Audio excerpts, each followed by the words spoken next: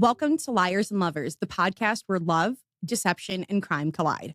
I'm your host, Lisa Ribacoff. Whether you're fascinated by true crime, intrigued by human behavior, or simply curious about why people lied to the ones that they love, you're absolutely in the right place. Behind every headline is a story. Behind every story, there are people. And sometimes the truth is part of what we never see on camera. Who we do see are those reporters and anchors that are providing us the facts, not the fiction, and today's guest is one of those anchors. Cody Thomas is a full-time court TV field reporter and correspondent who has covered major trials. I'm really excited that he's here, but it gives us a chance to learn here at Liars and Lovers to lean into the aspects of reporting that takes place in the media that we are consuming as armchair detectives and true crime fans. After following his work on TV and on social media for a bit of time, I had the chance to formally meet Cody at CrimeCon in Vegas this past May. And I'll always remember going up to him to say, "Hey, how are you? I'm Lisa Ribacoff, huge fan of yours." And his immediate reaction to me was, "You know me?" Like, first sentence, not even like, "Hi, I'm Cody," or anything else like that. But I was just fangirling, and I just appreciated how humble he was in just that one experience, because it was his first time at CrimeCon and he was new to the Court TV family. But just the fact that to develop a personal friendship with him and have the experiences that we've had so far, and we're going to be having plenty more. But I love the fact of being able to bring my friends on to the podcast and have these conversations, because he is extremely well respected in the industry and completely humble, absolutely educated. You know your shit. And I'm really excited to have this conversation with him today to talk about what it's like to go from the courtroom to the camera. So, Cody, my friend, darling, I love you. You know that. Thank you for being here. Absolutely. Absolutely. Happy to be here. Thanks for having me. No need to thank me at all. You have the craziest schedule right now. As I just said to our fans, as a full-time anchor, congratulations. I would clap, but there would be an echo, so I'll go like this. Yeah, it's been quite the ride since the last time I saw you, but we're doing all good things, so everything's been going well. Well, it's funny because you were just saying before we jumped on the recording, there was Cody pre-CrimeCon and now there's Cody post-CrimeCon. So It's almost like living two different lives in the same body. I know. It's like, who have I become? It's like Dr. Jekyll and Mr. Hyde. It's like, oh, he was just a regular old guy, and now it's like, oh, people actually know who I am. When you walk in a room and then you have 1,000 people like, oh, it's Cody, and I'm like, I'm still just a young boy from Stone Mountain, Georgia. Who are all you people? But it's been wonderful. It's been wonderful.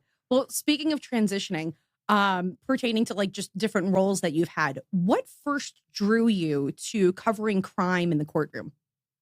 Well, I'll be honest with you, Lisa. I kind of just fell into it. You know, I was general assignment reporter for a couple of years. My first job out of college. I was a producer at CNN and HLN for a little bit, did some on-air stuff there. So I was kind of just like a general, news type of guy. Yeah. And then, some things fell apart at CNN. I ended up at Court TV as a producer. And, just to keep it in a nutshell, I guess they knew I had that background. They tried me out, sent me on the road. My first story was Lake and Riley, who got moved out at UGA. Yeah. We talked about that because I was actually on the ground the day before appearing on Court TV as an expert. And next thing you know, I go ahead and I look and I'm like, who is this guy using my footage in his B-roll? And I'm like, But then, of course, I've grown to love you and adore you. And I'm just glad it was you that used my footage. Yeah. And it was put to well use, clearly, because here I am. You're welcome. You're welcome. I'll take a royalty. So that was my first thing. And I guess it went well because maybe 10 days later, they sent me to Florida to cover the Madeline Soto case, which was kind of like my, I don't know, claim to fame at Court TV. That's kind of what I was known for a long time. Like, oh, Cody did Soto and all that stuff. And so then, I was traveling all over the country. I was in Idaho for, the Brian Koberger stuff. I was down in Florida, who knows how many times, because Florida gives us plenty of stories. I was in Kentucky for the sheriff that shot the judge, Mickey Steins, California for all different stuff. And I mean, I've covered the Rob Reiner stabbing, his son, Nick Reiner, stabbed him to death. That was last winter. Yeah. Karen Reed, me and Vinny went up there. So I've been all over the place. Got a lot of sky miles built up. I was just going to say, Delta must love you.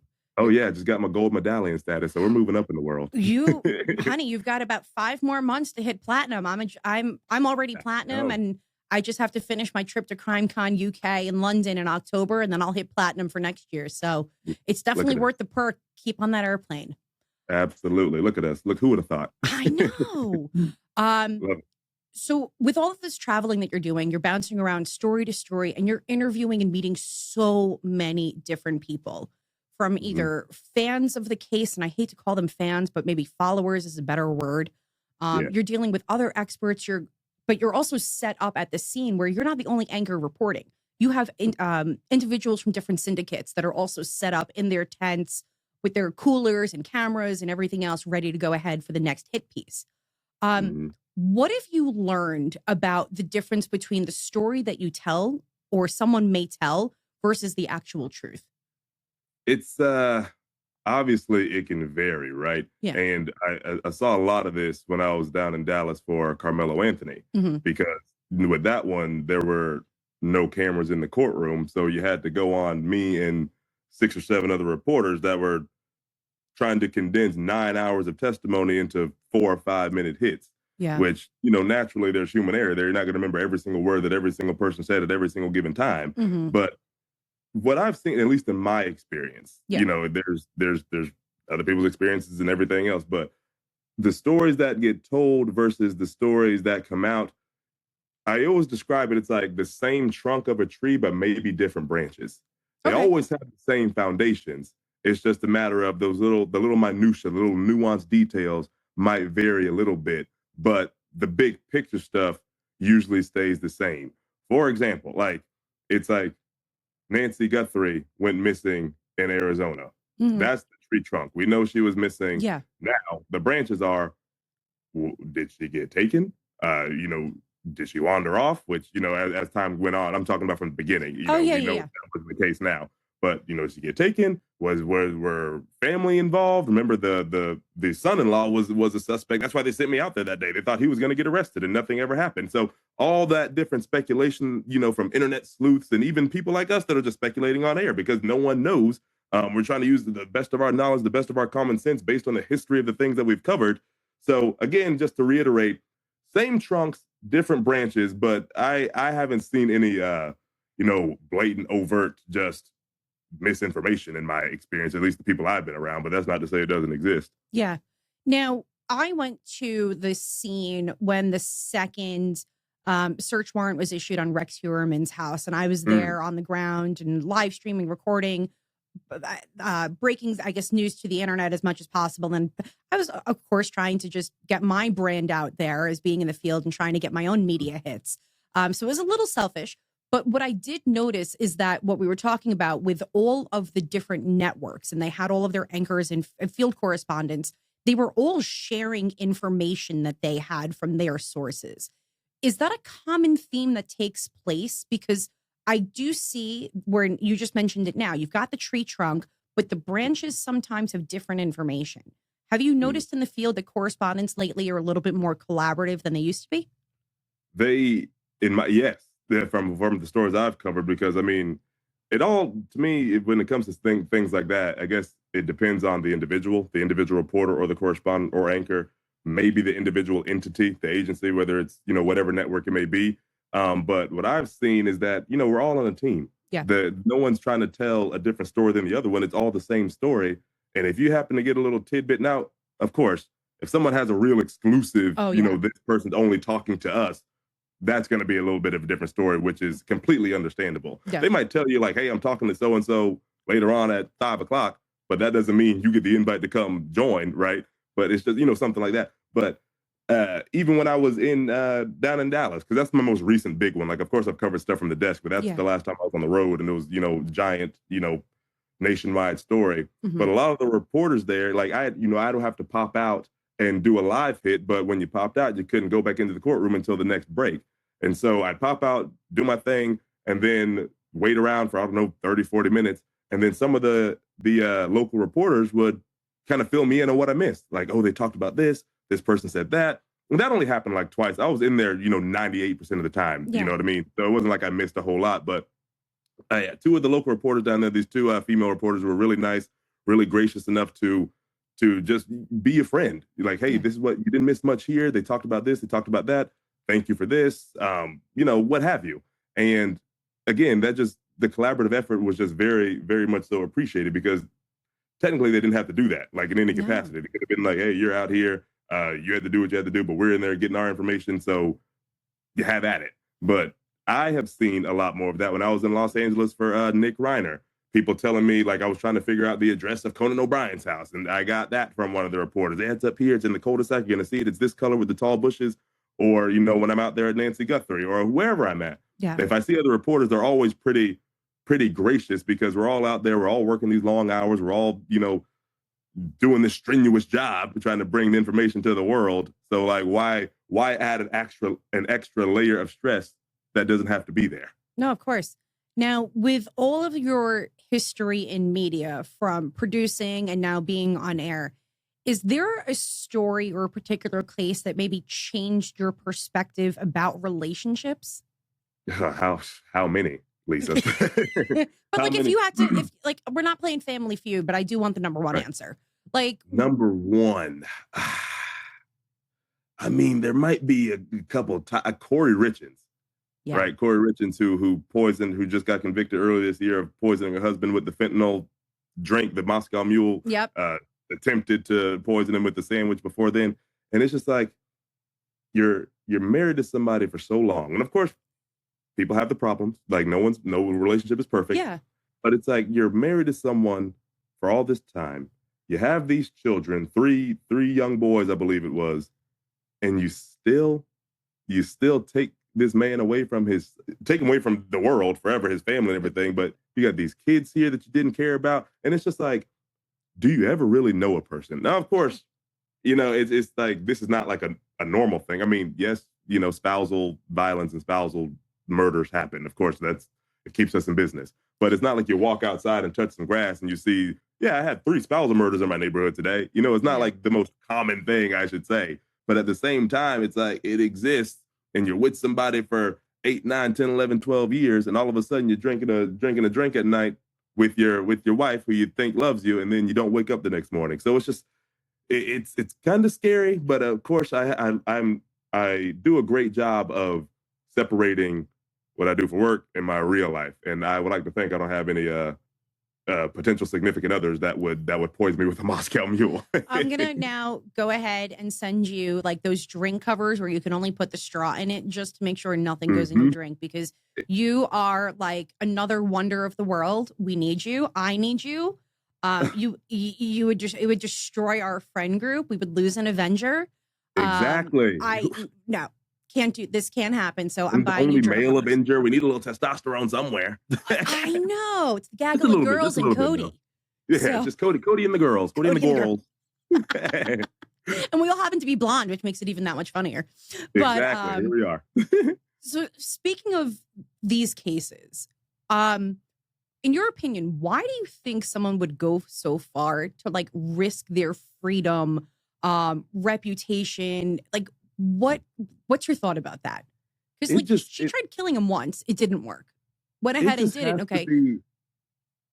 It has to be an extreme, like astronomical, atmospherical level of selfishness. Yeah. You know what I mean? It just has to be. It can't be anything else. There's not an ounce of selflessness, because when you look at it, it's always, life insurance policy or somebody was cheating on whoever else, and you'd rather seeing them go down, regardless of what the ramifications are for you. You could be sitting in jail for 35 years, but as long as they're dead and gone and you ruin them, everything's just nice and peachy, which is ridiculous to me. Yeah. You know what I'm saying? So it's just, to me, it has to be that this unhinged level of selfishness, because it's like me. I want this. Give me the money. Give me the life insurance, the $3 million policy, whatever it may be. Give me my kids, the custody battles. It's everything me. It's like having your cake and eating it too. And I'm always just sitting there. I'm covering these things. I'm sitting at the desk watching the testimony. Usually face is in hand, just like this. That's a pretty accurate portrayal, because there's plenty of. You know what I'm saying? I'm just like, God, what are we doing, dude? And I'm just like, how easy would it? Well, let me not say easy. I've never gone through it, but I've seen, contentious stuff. But divorce or leaving somebody sounds a lot better than sitting behind bars for the rest of your damn life. But that's just me. I don't know. Maybe I've been raised different, but it sounds like a better trade-off to me just to leave somebody. But I guess they can't fathom that. I guess that's just not in the DNA, and it's, to me, it's a trait that's in the minority, because though we do see it often, you don't see it everywhere. I wouldn't say it's the majority of relationships or people just think about killing each other or enacting upon it. But to answer your question in a nutshell, because I can go on a ramble for a long time. We do this. This is not out of the norm. Not out of the norm, just for the viewers here. Exactly. But it has to be selfishness. It has to be just some crazy amount of selfishness. That's my take on it. Yeah. Now, do you think juries, when they're sitting in the box, and it's a domestic violence case involving obviously relationships, couples, spouses, do you think that they view the case differently versus a case where the defendant is not even known to the victim? Yeah, of course. Especially spouses, significant others, because sometimes me and my dad will talk all the time when it's one of those cases we're covering, or if you turn the local news on, it's like if a wife dies in a house, who's the number one suspect? Husband, boyfriend, whatever. Same, vice versa. You know what I'm saying? They're even if they didn't do it, they're always immediately on the radar. Oh yeah. And even if it gets to the trial and it comes out that they didn't do it, I guarantee they're going to shake that significant other down. They're going to be like, it's immediate. Like, even if they didn't do it, they're sitting there thinking, well, it had to have been. Like, look at Karen Reed. Karen Reed got acquitted and everything. But look at all the speculation surrounding that case with the two trials, no less. Let's not forget there were two of them, months long trials, and everything was just pointed at Karen Reed. Now, of course, everyone was torn on that one. Everyone has their opinion on whether she did it, whether she didn't do it. Made for great discourse for us on Court TV. But it was, she was the subject of everything, but she walked. Mm-hmm. But what was she? She was a significant other. That's how people look at things. Like, if he died and they're pointing the finger, it had to have been her. And then the story gets, put out and everything. And they start doing all the significant others are always in the forefront with almost every case. Even if they didn't do it, they're going to be looked at first. So yeah, to your point, I think a jury views domestic violence cases a little bit different than just if, somebody ran up and shot somebody in the street randomly at a park. You know what I mean? Like, of course, this person's an evil, demon. Yeah. But if they ran up and they shot, like, say a man went to a park and shot a woman, what's the immediate thought? Oh, he knew her. They had relations. That must have been his girlfriend. That must have been an ex-girlfriend. That must have been somebody he dated or an ex-wife that has moved on to a new man, versus just him shooting a random woman. That's the immediate thought anyway. Even if it was a random woman, that's going to be the immediate thought that goes in somebody's mind. Well, especially because of the level of violence. Exactly. But for me, that's real personal. Yeah. But for me as an investigator, I'm thinking, why would they, like, if he actually knows the woman, why would he do it in a park? He would do it in a more personalized location if he has that direct relationship with her. So unless maybe he's just a complete idiot. Public parks have cameras. There's too many witnesses. That's why I think it would come down to an offender that is unknown to the victim. And then obviously doesn't have the thought process or the prior skills and abilities to think, hey, let's not do this in a public place. So it's more of like a random attack. But that's just my investigator hat. Yeah, I mean, and you might be dealing with smarter criminals. Because sometimes I turn the local news on here in Atlanta and I'm like, you're probably going to get caught anyway, but you didn't even give it a good old college try to not get caught. You know what I mean? Like, you just went out and just did something knowing there are 27 cameras around here, but I guess that feeling just boiled up so much that it had to come out right at this moment. But I digress. I think you forget how far you are from the Florida border also. Yeah, I guess that's true. Smooth over 4 hours. Don't worry. 4 hour drive. Exactly. As an anchor, what makes a case involving some of these romantic disputes and relationships sometimes particularly difficult to cover? When you add kids to the mix. Anytime you add children to the mix, like if they have young kids, even if it's just one child or whatever it may be, that to me, now everyone else has their own things. I mean, of course, the whole situation is bad, but it's just, for example, this Lindsay Clancy case that we're covering right now. Oh my God, I know. Not necessarily a spouse on spouse thing, but of course, this woman, and they've conceded, she killed and strangled a 5-year-old, a 3-year-old, and an 8-month-old, her own children. And I've been saying it on air for the past few days. It's not that any death is worse or better than the other. All the death is bad, but when I see some little kids and you see those little faces, the old family pictures and stuff, and I just think about, the little kids in my life, like, whether it's, nephews or whoever else, or my best friend's newborn baby who's like 6 months old. I just think about, how do you do something like that, especially as a mother? And it didn't have to be like little kids like that. It could be, teenagers, like the Colt Gray sentencing for the school shooting, which happened in Winder, Georgia, only about 45 minutes from where I live. Connection out there. And I was out there on the ground 2 years ago, and you were looking at these parents and these students the day after it happened, pretty much the worst day of their lives. You know what I'm saying? You're looking at them crying and this and that. It always ups the ante for me personally when there's children involved. And it's not even, of course it's sad, but for me, it's like I more so start to get angry. I get like really wound up, man. Like I tell you what, there's one case in Texas, Tanner Horner, I think it was outside of Dallas, but in Texas, FedEx driver delivering. Yes, the delivering with the young girl. Lisa, goodness gracious. And he takes the young girl and assaults her. And there's audio where the young girl asked, like, are you a kidnapper? So she was kind of aware. She's only 7. Oh my goodness. I went on for like a 40-second rant. I remember before a commercial break about just how dastardly. Yeah. Can we cuss on here? How shitty this man was. And I'm just like, I'm surprised you didn't even ask me that from the get-go. Like, I try to keep it a little professional. I gotta face the This is a safe space. This is us. We're having a conversation. Well, yeah, man was completely shitty. And I went on for like 45 seconds about it because, his whole defense, which again, every defense attorney has a job to do. We're not denouncing any of that. And their whole thing was like, when he was growing up, he was this good kid and he had these mental issues and this and that. And I'm just like, oh, so Athena Strand wasn't a good kid? We just gonna forget about the victim here? There's one thing about me, Lisa. Anyone who watches me, my friends who watch me, the fans, they know I don't forget a victim. I do not let victims' names just get cast under the rug somewhere. I always remember Rex Heuermann, all those victims that died years ago. I make sure to say every single one of their 7 names every single time to humanize these people, let them know these were real people.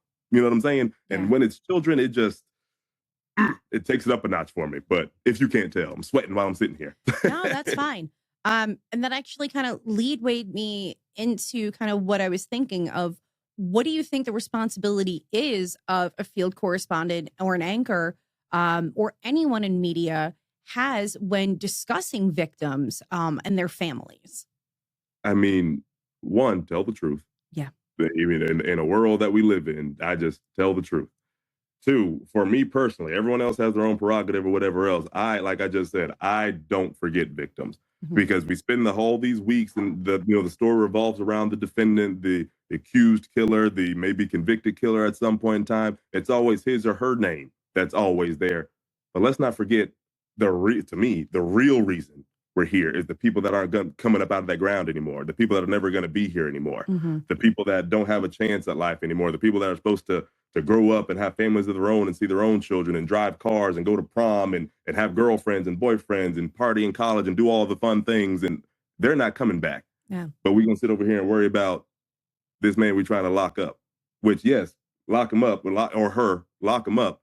But let's not forget the reason that we're here. That's my thing. I think there's a responsibility in that to just, it's not like I'm not trying to be like emotionally, provocative about it. It's just. No, I agree with you 100%. We're talking about human beings. You know what I'm saying? They're not just another number. They're not just some character in a movie that you just saw get killed. Like, oh yeah, Denzel Washington shot somebody. Like, okay, that's a character. We're talking about a real life person who's not coming back, with real life family members who are never going to see them again, with real life family members who are going to have an empty seat at Thanksgiving and Christmas for the rest of their lives, who are in any situation when they're having a good time, they might feel like they're getting over it, but then they're going to immediately think about, oh, so-and-so's not here to experience this. And then immediately is dampered down.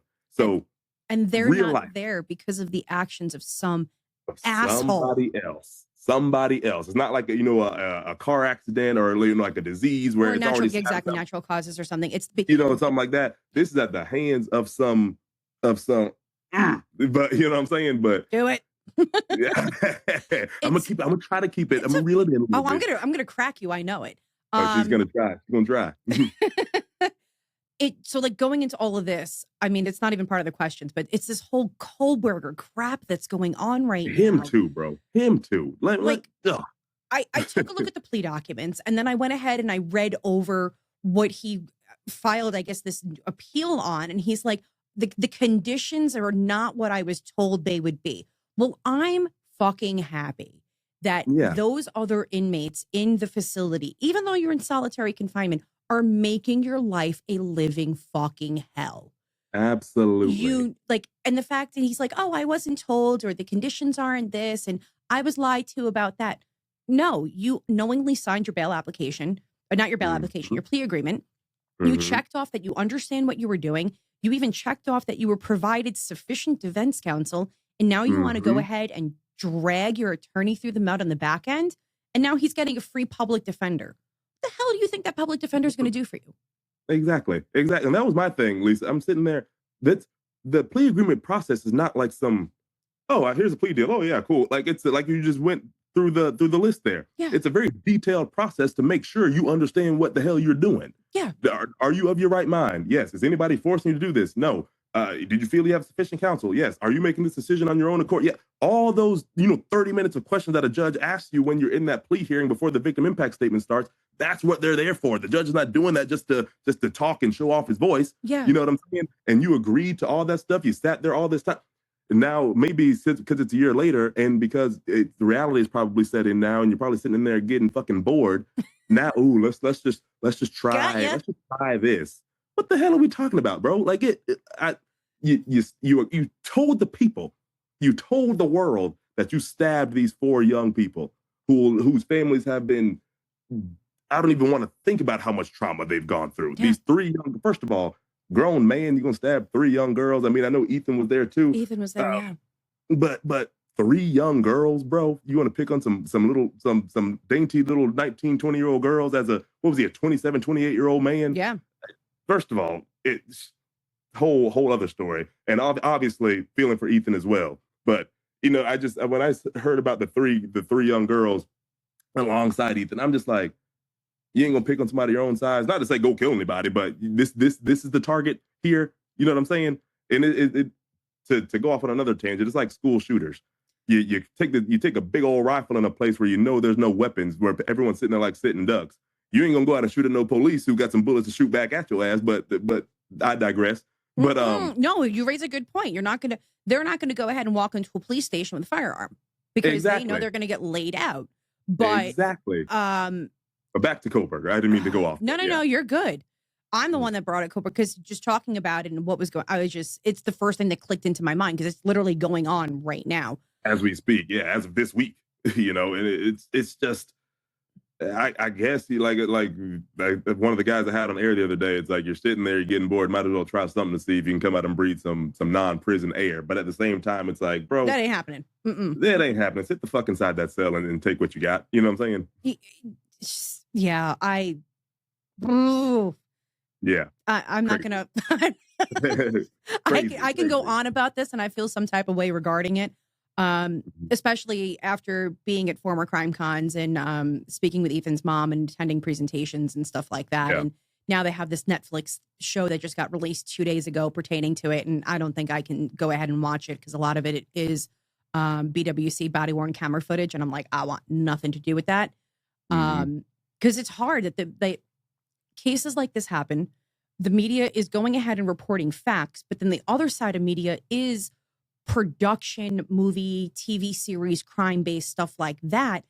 But I feel like when certain things like that happen, it re-victimizes the family and friends and anyone known to the victim. But at the same time, it monetizes it. So there's not much of a difference between that and the Son of Sam laws. It's the Netflix will be making money on whatever productions they're doing pertaining to whatever cases, but at least the serial killer doesn't get the money directly. It's just mind-boggling. Yeah, it's I mean, when you think about it, it's the reason so many fans show up to CrimeCon, though. That's they eat it up. They look at us for the the realism of it. They look at these documentaries for further realism of it. Then you get the fictionalized series that come like the Alec Murdoch series that was on Hulu or whatever that came out like a year ago. It's there's a market for it. Obviously, it keeps us in business, I guess. But like you said, that's a great comparison. I didn't even think about that in comparison to the Son of Sam laws, but that's a fair point to make. The studio is getting the money versus the actual killer. Do you think that there's one misconception that maybe the general public takes in from social media and or just the internet or even watching TV pertaining to misconceptions about criminal cases? Misconception. I don't know. I feel like things are pretty, decently accurate as far as how things are depicted. Whether it's social media, whether it's a fictional show, whatever else. One thing I learned in the last few years. I remember my dad kind of telling me growing up, but when people hear life without parole or just life in prison, Yeah. that doesn't necessarily always mean the rest of your life. Like unless it's firmly stated life without parole, like you're gonna die in here. But you might see somebody at 20 years old get life in prison, and that might only be 18 years or something like that. You know what I'm saying? So that's just something I learned. But as far as like real, major misconceptions, I don't know if you had any, but I can't think of any off the top of my head, right now, as far as, this is just totally different than real life. I think everything's kind of lined up from what I've seen. Yeah. I think some of the misconceptions that I've seen and I've heard have to do with evidence, that just because you want to use something as evidence, you can. And then we have some of these armchair detectives that are like, oh, well, why wasn't this entered and why wasn't that? Yeah. So I think it comes down to that because everyone believes, and of course, social media is such a big trend when it comes to true crime and cases going on, because apparently everybody's an expert. Everyone went to Twitter University or Instagram college. Running rampant. Yeah. So I think in that situation pertaining to just evidence misconceptions, there's also a lot where the public will go ahead and develop their own, not necessarily an agenda, but maybe an opinion or try and predict what the outcome is. But then the evidence comes out and it's like a holy shit factor. The evidence doesn't match the narrative of what everyone thought, i.e. like the Karen Reed case. Yeah. So it's just mind boggling to me to see how the public will form an opinion, evidence will get presented, and then everyone has that moment of silence where they go, holy crap, I was wrong. But then no one will actually come out and say they were wrong. Absolutely. And I think, to that same effect, echoing that same sentiment, that's why I feel like cameras should be allowed in all courtrooms. Oh, because if you don't allow that, you have all these gag orders and things like that. I feel like what you want to avoid is everyone trying to fill in the gaps and speculate to the maximum degree. Put the cameras in. I was thinking about this during the Carmelo Anthony thing. I was like, I don't see any reason why the camera shouldn't be in here. Let the people know what's going on, especially with such a polarizing, horrific situation. It was a hot topic moment. Super hot topic. But it's closed off to the world outside of the 7 or 8 people like me that were in there trying to bring it to the world. And of course they hear us and they don't think we're telling the whole entire truth. And it's a whole, understandably so, like no one, not going at anybody. It's just how naturally it's going to be. Because it's like, if you don't see what's going on with your own eyes, how can you believe these 7 mouths that are coming out here trying to feed whatever they heard? You know what I mean? And, but yeah, I just, whether it's federal or not, cameras in the courtroom, I don't know why that's such an issue, but powers above me, I guess. I just feel like it's a full transparency issue, because then when there are no cameras in the courtroom, it's up to you guys to go ahead and give the facts. Whereas, let's say, hypothetically speaking, and I'm not saying you, I'm saying, or any field correspondent, you say one word wrong, it can change the way that the information is put out there.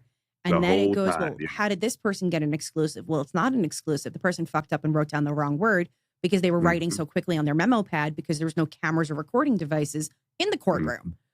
So transparency is 100%. And then you guys aren't accused of withholding information because you have to pick and choose what you say in that 4-minute hit. Yeah, that's what I'm saying. 4 minutes, you're breaking down 9 hours in 4 minutes. Yeah. And one of the things that I think about, like, I'll be talking about what I thought was important, and say somebody from this station, say there's 5 topics and I hit all these 5 topics that I wanted. Yeah. And say somebody from another station, they had 3 of my 5 topics, but 2 of theirs were different. So it's like, wait, why did they have those 2 things? He didn't say those 2 things. And it's just like, what? Who's lying and who's doing this? It's like, no, we're just 2 different people who thought different things were important, or the things we just remembered. Because you go in there, it's 8:30 in the morning, and you come out and do a hit at 4:15 in the afternoon. Sometimes there's going to be some little minutia in there you might not remember. Not withholding, you just might not remember it. You know what I'm saying? Or it might not have, in your perspective, might not have been as important or meaty as the other topics, for this 3 to 4 minute hit. So No, of course. it's just it's a weird dichotomy. It's a weird, back and forth tug of war. So again, transparency. People need the transparency. That's what I figured our jobs are for. Mhm. You know what I'm saying? Just to bring as much transparency as we can. But I'm just a TV boy. I'm just Cody. No, of course. In the criminal cases that you've covered, have you kind of seen like one general red flag in like relationship DV cases that have just like that's been like a pattern or a common theme? Um, Good one. That's a great question. I feel like a lot of those things, a lot of these cases, let's break them down. When it's DV, what is it usually about? Child custody battle, somebody wants some life insurance money, Mhm. somebody was cheating. All of these different things have to do with selfishness, which that might not come out until the things happen, but there's also elements of jealousy in there. Why does he have so much money or she have so much money? I want some of that. Why does he get the kids? I want the kids. Or why does she get the kids? I want the kids. Who's cheating? Was she prettier than me? Was he hotter than I was? Jealousy, all of those sinful things that we learn about growing up. Yeah. All of those always play into every single pocket of these criminal cases when it deals with domestic disputes or situations.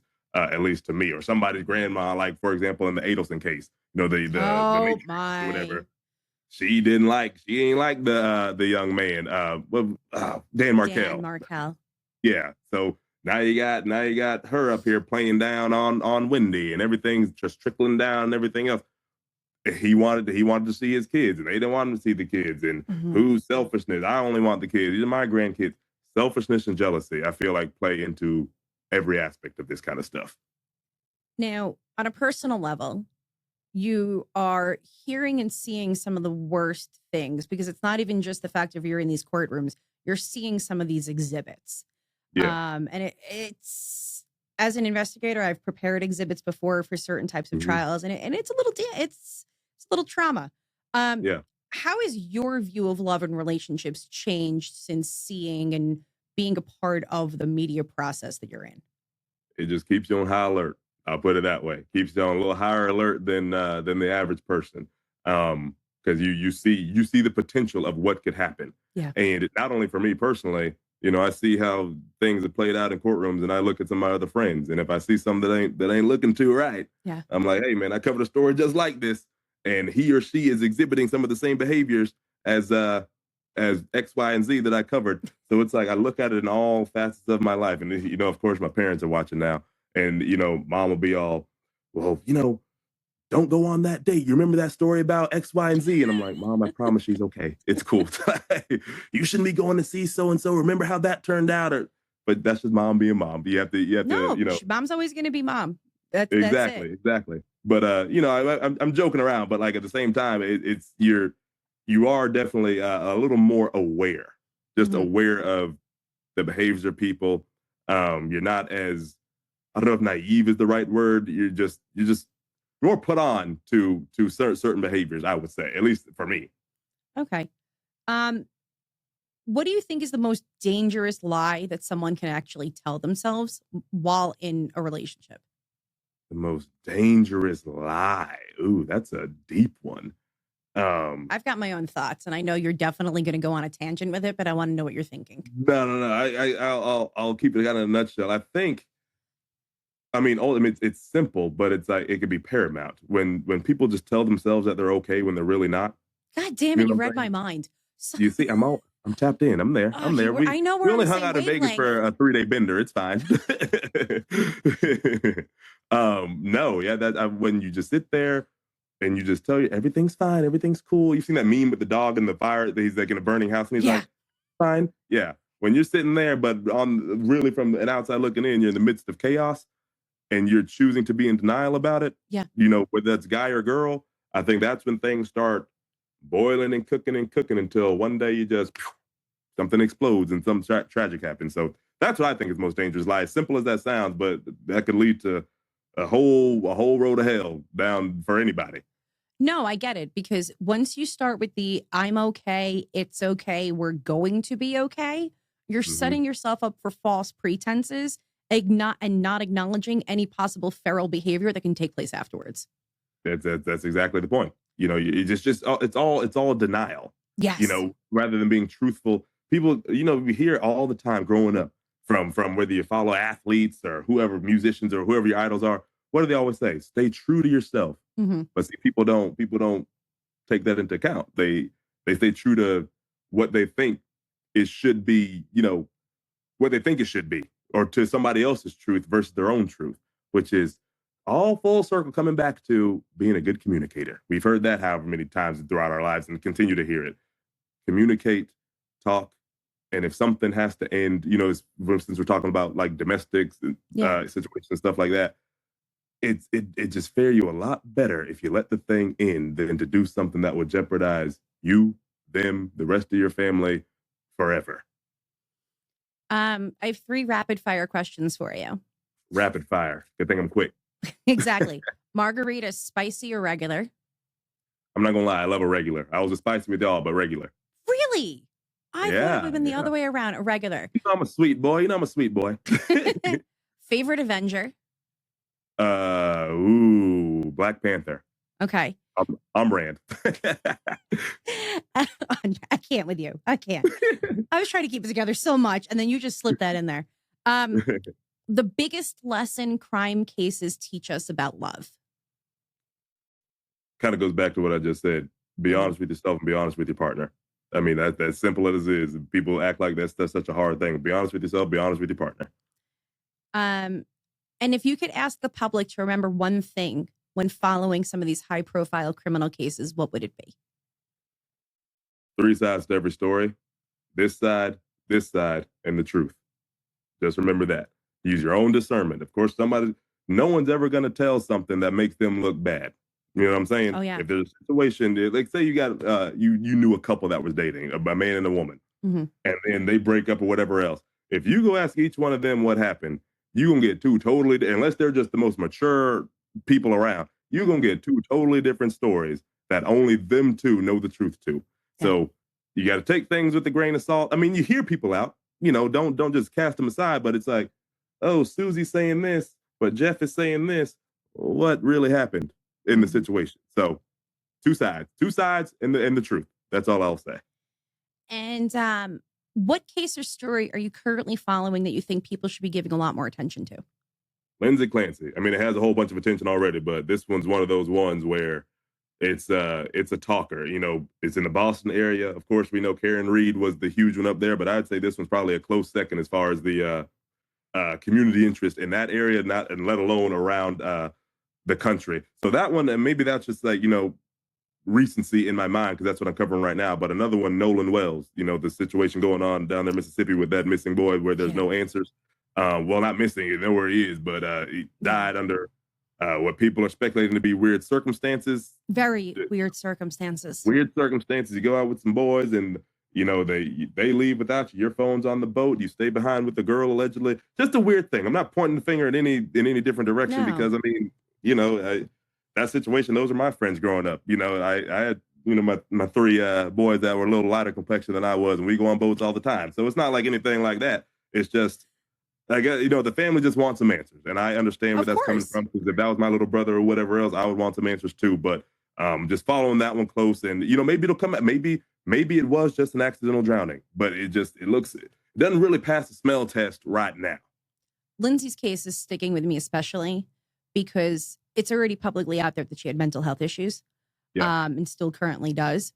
And that what I've read, and I can agree to it I can agree to a degree, I'll put it that way, that if she had succeeded in ending her own life because of her medical issues, it would never have been an issue.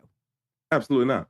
It was just concluded. This woman was clearly not all there, and it was an unfortunate set of circumstances. But because she's alive and people have a finger to point blame to. Well, I mean, she did it. It's not that, but people have something like tangible, like a tangible You've person scapegoat. I don't know. She's not really a scapegoat, but it's typically like terminology wise. Yeah, You like, there she is in real life, and so that's, I feel like, why it grew into a thing. But also, I mean, you got the ex-husband Patrick, who's in support. Yes. Or like forgiving her. You know what I'm saying? I don't know if support is the right word, but it's not necessarily saying, hey, go get my ex-wife. It's more so she was on mental decline, man. And I hate that this happened, but I have lawsuits filed against the healthcare system and all this different stuff. So that added an extra element to it, but definitely a story people That's should check out. and rarely do we ever see a spouse Hmm. on the stand in support. And I don't think he's doing it in support of her being free. I think he's Right. going there to, he understands, listen, she did what she did. There's consequences for crimes. But I Right. need the court and I need the general public to understand that she did what she did because of under these circumstances. Right. It's not like if she was stable on her medication, no mental health issues, that this would have happened. Right. So he's trying to further explain and kind of help her defense argument, but he's not Mm. condoning what she did. Yeah, that pretty much saying she wasn't a monster. Like Yeah. it's an unfortunate set of circumstances, but here's the reason why. But she wasn't a monster. At least the woman I knew wasn't a monster. Is what I'm taking away from him. No, of course. Where can everyone that's listening get a hold of you? Where can they follow You you know, and not no, stalk you, but follow you? I love the gram. I love the gram. You follow me on Instagram, Cody Thomas _. A lot of my bread and butter's on Facebook. You can just search me, Cody Thomas. I'm standing there in my nice little old suit, looking all professional and everything. It's like a little gray suit in the Court TV studio. So, You're not looking yeah, professional. You are a professional. Stop it. You are so underplaying the significant job and role that you have. If I can jump through this screen and hit you upside the head, buddy, I would. Stop. Listen, You are humble. I love you, but stop. I don't like to take myself too seriously. It's just this is the job I do, and I'm glad people enjoy me doing it. But I'm still a little old Cody from Stone Mountain, Georgia. That's how I see myself. Well, keep doing what you're doing. I'm so proud of you. So excited. I know that there is even more to come from you. And I appreciate you more than words than finding time in your new crazy schedule to be here with me, especially given the commute that you got to go make right now. Absolutely. I wouldn't miss it for the world. You know that. I know, and I appreciate you. As soon as I sent that email, you're like, I'm in, done. Just send me Locked your in calendar. immediately. Yeah, I'm let me know the doing date. I'll be there. Now we just got to get the gaggle of girls on so we can all kind of Oh, have this brother. conversation from different perspectives because we all are Yep. different experts in everything. Yeah, spicy margs on the side too. Oh, Well, sweet one for me. Sweet one. oh, for I me. know. Let me I'm a sweet margarita. Sugar around the rim, no salt. We're the same. Why did we get the spicy ones then? What are we doing? Oh, I didn't drink spicy. Are you crazy? Oh, I was peer pressured, huh? That had nothing to do with me because I have no concept of spice or I can't even handle Chipotle chicken. Like there's too much seasoning on that. Unfortunate. I wouldn't survive at the You can't do none cookout of these even though Atlanta hot you've already wings down invited here. me. You said what now? I wouldn't survive at the cookout even though you already invited me. Well, we'll get you we'll get you like some honey teriyaki instead of the hot wings. There we go. I got you. We can make accommodations around here. This is equal opportunity love around here. Yes. So for everyone that's been listening and tuning in, thank you for going ahead and following us here. We're on all social media platforms. Cody mentioned before that you can definitely find him on Instagram. It's an easy Google search. You want to reach out to him. You can't find him. You can reach out to me here at the podcast. But until next time, please trust your instincts, question every story, and remember, in the world of liars and lovers, the truth will always leave a clue.